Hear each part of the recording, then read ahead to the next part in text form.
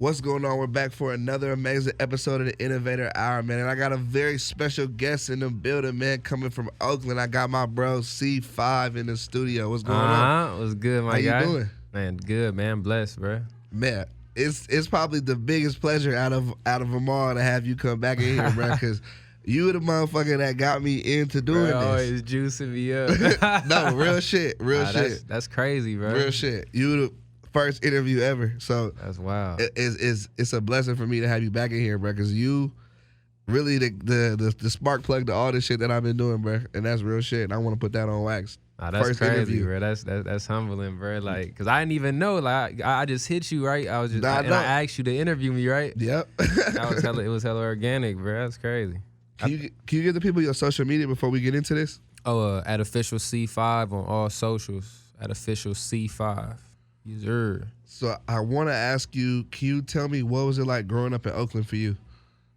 Growing up in Oakland, like regular shit, you feel me? Come up playing basketball, hooping, going to school, little shit like that. Got involved in the streets, and it's like it's easy to do that in Oakland. You feel me? Like it's all around you, so just a lot of people fall victim to the streets. But by the grace of God, you know, I got up out of that, went to college, and yeah. But Oakland was dope, bro. Like I feel like it shaped me to the person I am today, and it made me move how I move different. I feel like just being from Oakland, bro. Like it got me on my game. Yeah. So when did you start making music? Middle school, Willard. Yeah. Yeah, Berkeley. I went to Willard in Berkeley. And yep, I made my first song in the 7th grade.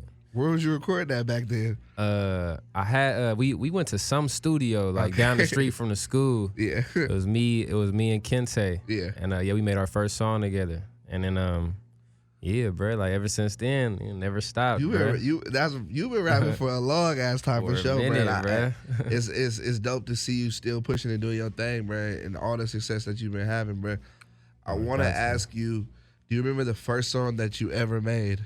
Yeah, you just talked about the first song that you made. Yeah, it's called Strapped Up. What was the name to that though? Strapped Up? Strapped Up on the brown paper bag beat, that DJ Khaled. Oh yeah. That old school. What was it that made you want to start making music though? Lil Wayne, bro. For real? I give it to Wayne, bro. I used to be amped. Like I literally used to idolize Wayne, bro. Just how he put words together and his flow, bro. Nigga just really like he was the dopest artist to me, bro, ever, bro. And I was like, bro, let me just. I love this shit so much. Let me try it, bro. And then I put the pen to the paper, bro, and it was history. For the longest time, Wayne was my favorite rapper for sure. It's still one of my favorite rappers out of like, cause I'd actually just seen him perform when I was in Vegas.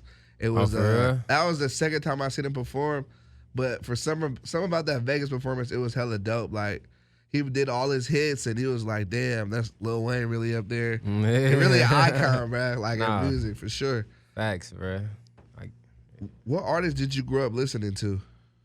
Like Lil Wayne. My first 2 albums though, like physical copies before I even started rapping was the Jay-Z Black album. Yeah. And the Outkast Speaker Box. Yeah. And then below what was the it was like 2 albums. It was Love Below. Yeah. Yeah, them was the first 2 albums. And I remember I got them on Christmas, and I had December 4th on repeat, and then that yeah. It's crazy. Are you signed right now? Nah. Not signed. Nah. How has it been being an independent artist? What are some of the pros and cons to that? Pros is, you know, you kind of do what you want, move how you want, drop music when you want. It's a grind. Like the cons though, it's like you gotta find the funding yourself, or you gotta work and get the money to invest in yourself. But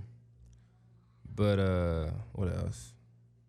People like sleep on you, of course. You feel me? Or like they don't take you as serious if you don't got no deal. Yeah. Yeah, bruh. But I don't know. I feel like when you gotta work for it, you know, it'll make you appreciate it more. Yeah. So. Would you sign with the label? Oh yeah, for sure. The right deal, if the right deal came, if the deal right, for sure. Yeah, the deal right, for sure. Times. I want to ask you, how do you think going to college changed your music? It made me more mature. And Yeah, bro. Made me more mature. Yeah. I feel like maturity. How was it like doing homework and going to class and then also recording? How did you balance that? And then chicks. Like, how did you balance all that? That's crazy. I had internships too. Yeah, exactly. All type of shit that job. You gotta do in college. Yeah. Man, bro, I really don't know, bro. To be honest, like, now that I think back, bro, I really don't know, bro. Yeah. Cause I had hella shit going on, but I don't know. I gotta record, bro. It's like oxygen to me, bro. I get antsy if I don't got no new music, so I would just always find a time. I'd be up late night, 3 a.m, got class at 8 o'clock. Still recording. Yeah. Facts, bro. Facts. If you really want it, bro, you gonna find a way to. Sometimes to make it happen. Yeah, exactly. You dropped the Dorm Flow projects while you're in college, which I probably thought was one of the best ideas that I've seen for sure, because it was original and it was literally what you were going through at the time. So I think it was dope, and of course Dorm Flow 1 and 2 are both dope. All right, and I think that was dope because it was like you're in college. And you was in the dorm, so it's like Dorm Flow. It's like I just thought it was something that was super relatable because if you've been in college, you've been in the dorms, and you know what the fucking Dorm Flow is. Like, you know, I mean, even if you wasn't in college, you didn't pull it up to somebody dorm. On me, real shit. You done got the experience for sure. Yeah. What is your process for selecting beats and working on lyrics for your songs? Selecting beats. I usually I love samples, bro. I love the samples, man. Yeah. So I typically I would like a sample, preferably, but it all depend on my mood, bro. Like, so if I'm happy, bro, I wanna probably do some up tempo. If a nigga going through some shit, I'll probably do one of those emotional tracks with the soulful sample. Yeah, it all depend. And then the lyrics based on just like what I'm going through at the time. Yeah. Long time. For sure, bro. Yeah. You dropped Be Patient in 2019. You also dropped Overdue. Can we expect a project in 2019? Oh, facts. Yeah. We finalizing it right now. So it's do you have a name? Top 5. Top 5. Top 5. I like that. Yeah. Top 5. It will be more than 5 songs though. Nah, facts. Okay. Probably between 8 and 10. Probably like 10 on there. Okay. 12 tops. Yeah, man. I'm excited for this one, bro. I'm excited. Nah, that's gonna be dope. I already like the name, and I know you're gonna gas. I gotta speak to you about the gas you've been dropping. You've been doing a lot of just freestyles on tracks. You've been putting out a lot of records. You just did the one to the London record. Yeah. What has made you want to just start hopping on these beats that are like just murdering them? First off, if I feel the beat, you feel me? I feel like I gotta get off on it. And that I feel like it's more recognition. You know, like the song hot. So if they see you on it, they more inclined to listen to it. And bro, I just be having to get shit off my chest. And like it's cool to make songs, but sometimes a nigga just need to get it off, get it all out. No, I think it's dope as fuck that you do that because, like you said, I think it's great marketing. The beats are already popping, so people are naturally gonna will naturally just go look at it. But also, that's something that Wayne used to do a lot too. That I thought made he was just hopping on beats that people already wanted to hear Wayne. Just like people want to hear you rap. Now you're rapping on beats that people already like. So it's kind of like it's next level marketing. I think it's dope because people don't always do that, and I see you consistently doing that. Mm-hmm. 1, it shows you working, and 2, you just gassing them motherfuckers. So. Yeah, I actually got to get back on it, bro. I got to do some new shit, bro. Hell yeah. Yeah, I got to do something tomorrow, bro. I'm tops. You just dropped the single "Tell Me" featuring Henry. Yes, sir. What was the mindset when creating this record? Bro, literally, we pulled up. We was in the Bay. Pulled up on MD. Yeah. Shout out MD. He threw on a beat. That was like the first beat he threw on, and then like we actually had like couple chicks in the studio. So it was literally like a pull up. I don't even think we was expecting to really make a record. We just pulled up on him. Yeah. He played that beat, and then niggas just started doing the little tell me. Like I came up with the tell me word, but then he put like going through some things. You could tell me. You feel me? So it was a collaborative effort. He threw the hook on there. I threw my verse. And it was cookies. How was the vibe in the studio when y'all was doing it? Oh, it was dope, bro. It was dope. It was funny too, cause like I was really singing on that thing. Like before that, I didn't really have like no tracks where I was really singing. I was really singing the whole time with it, bro. You feel me? So, it was dope though. It was a dope vibe. What I wanted to ask you, who shot the video? Stacking Memories. They a collective. Okay, they've been shooting a lot of videos. They're dope. Yeah. I saw them shoot All Black. Yeah. And then I actually met them in a session, and I followed them, and then I seen them post All Black, and I liked the video, so I just tapped in with them. Yeah. We got to shoot another one too. How was that video? The video seemed like you was having a good time. You was dressed up real dapper, man. I'm like, okay, C5 on some real player shit now. I had to switch it up. But the video was dope, bro. It was a vibe, bro. It was a vibe. Everybody came through. Yeah, bro. That shit came together. You want to know one of my favorite songs by you that I always slap, I always put people on? What? Legend. Yeah. The video, the song, I'm like, this shit is fucking fire, That's crazy. That's for sure one of my favorite songs by you. Can you tell me about a surreal moment you've had in your music career so far? A surreal moment. I say when I was when I performed at the Forum. Yeah. Yeah, when I won that Real 92, they had this little a competition, and you submit your video to open up for the real show. So it was like opening. It was like Usher was the headline, Chance, Tory Lanez, Bryson. It was hella people. Bro. Yeah. And so I submitted my I went to submit my video, and it was like hella it was pages of videos people that submitted. So I'm like, all right, I submit. But I wasn't really, and I posted it on my page one or two times, you feel me, for people to vote for me. Yeah. But it was just like so many people. I was just like, all right, you feel me? My shit gonna get lost in the sauce probably. And then, bro, like they hit me saying, like, I woke up to hella alerts on my phone. Yeah. And then people was like, "Damn, I came like congrats." I'm like, what? And I found out that I won. That's crazy. And then, so. And then they took me there. I went there, and they was like treating a nigga like a real celebrity, bro. Yeah. Like I was next to like Big Shine Room and shit. It was crazy, bro. Yeah, that was a surreal moment for sure. That's and tight. Biggest crowd I rocked for sure. That was tight. Yeah. Can you tell me about a challenging obstacle you faced in your career, and how did you overcome that? A challenging obstacle in my career. Let me see. Wait, say the question one more time. Can you tell me about a challenging obstacle you faced in your career, and how did you overcome that? Oh, okay. I was working, so like at the time I graduated college, and I was I was working for CBS, like the radio station. Yeah. And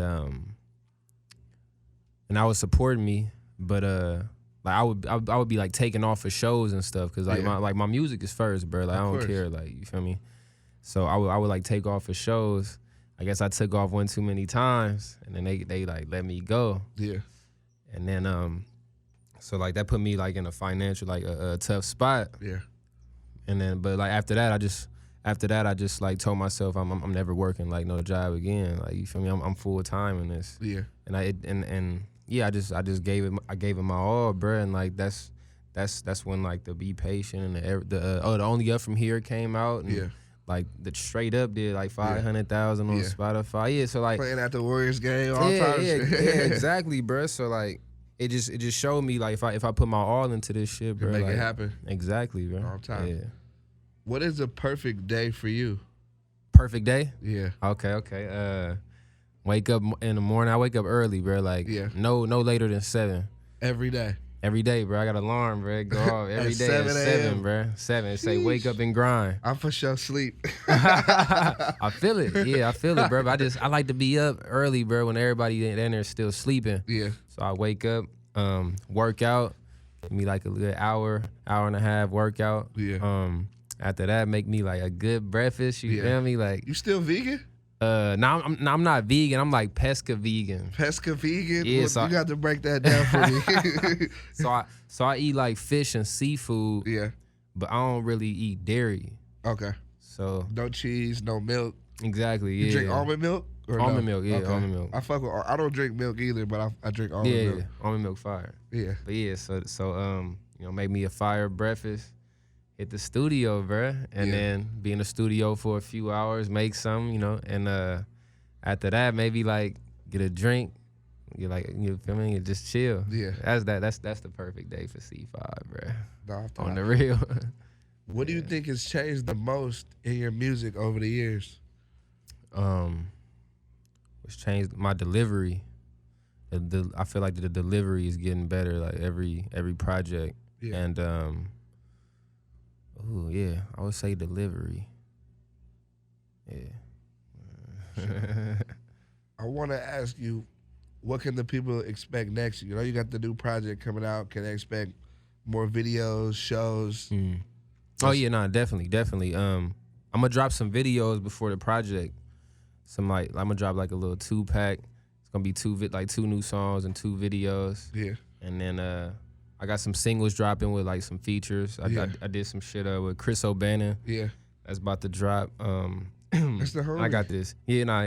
Chris Fire. Shout out Chris. He is. And I got this fire song with Morgan Westbrooks. Really? Yeah, that's about to drop. We setting up the video for that now. Yeah. And then my shit gonna drop, man. I'm gonna drop a bomb on them, man. All times. Yeah. What is something that most people don't know about you? Something that most people don't know about me.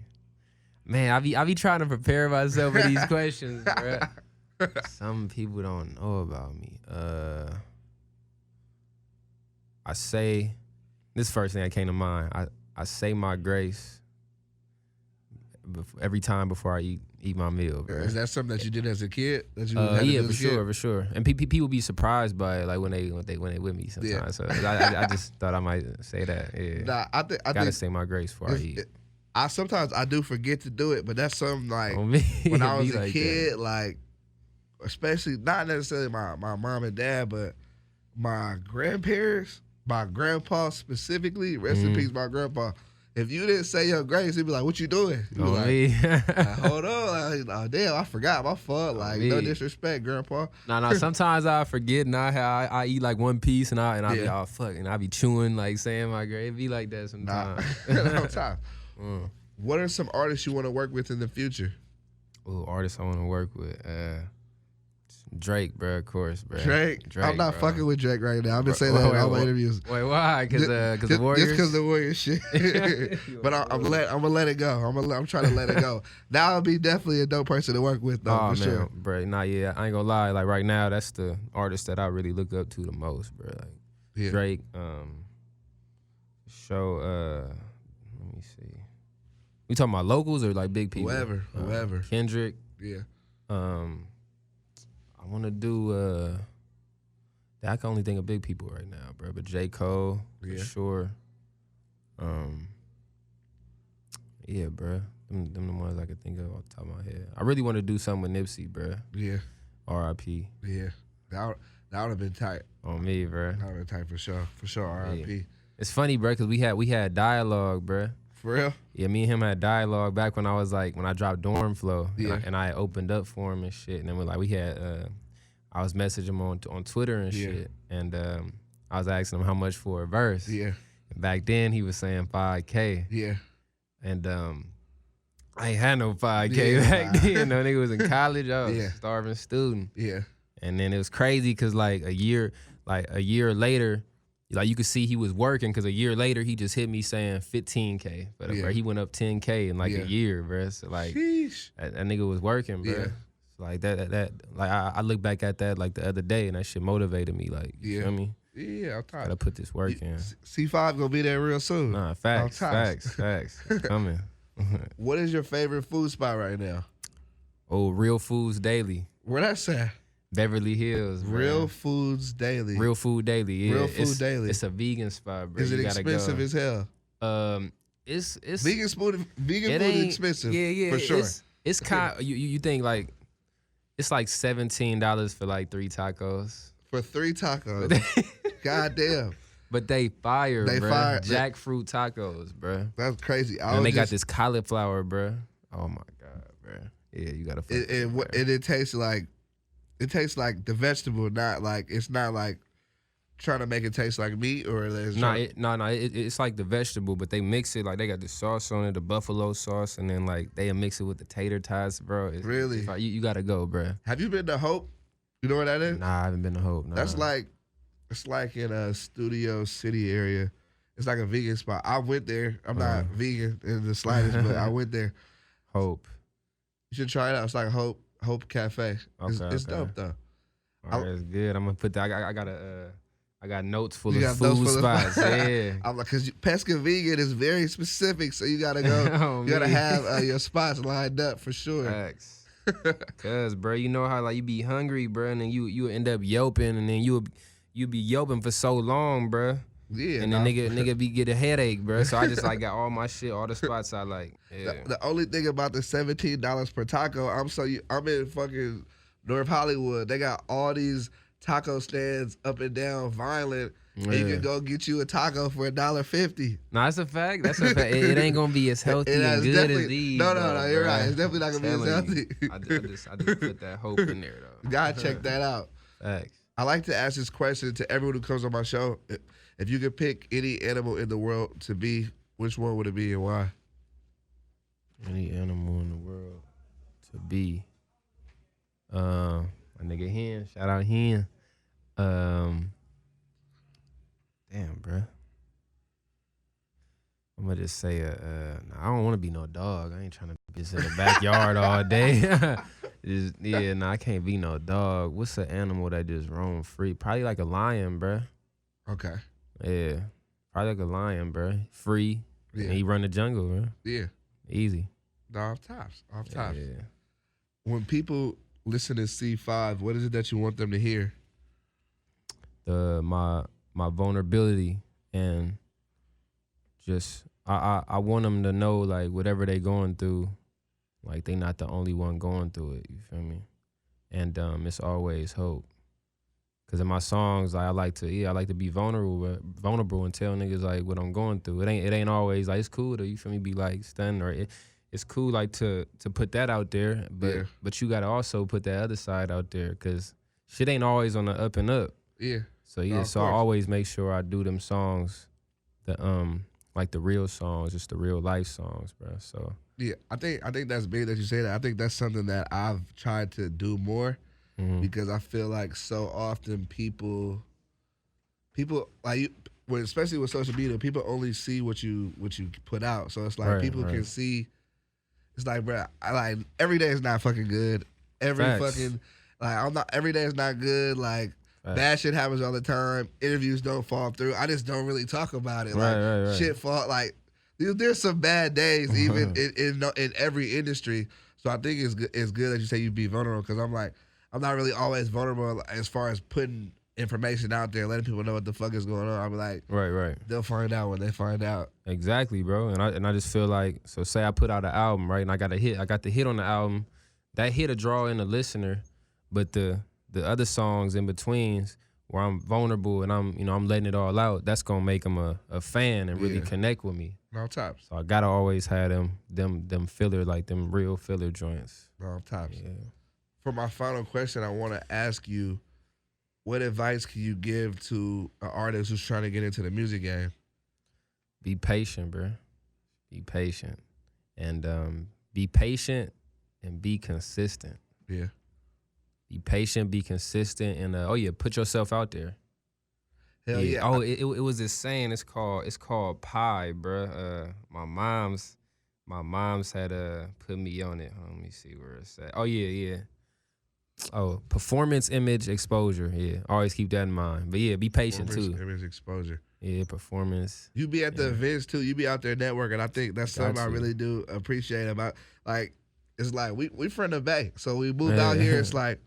But the thing, like, I think the thing about me and you that's really similar is that getting into LA was a little bit smoother for us because we went to college out here. Facts. It wasn't just like we just moved to LA and was just trying to like go head first into meeting motherfuckers. It's just like, we went to school out here, so we met a lot of people through that. Exactly. But then like once you graduate, you kind of got to go out there into the real world too. So I think, but like going to school out here kind of like allows you to like take baby steps into getting into LA and shit. Facts, bro. That's why I forever I love Dominguez, bro. Yeah, I love C-Sun too, for sure. Oh man, for real, bro. I made so many connections there, and that's a big part of the reason why I am where I am today, bro, and I am who I am, bro. So yeah, definitely, bro. When the project drops, you're gonna have to come back for sure, bro. For sure. Come back. And like I said at the beginning, you were the first person that I interviewed, and like for me personally, like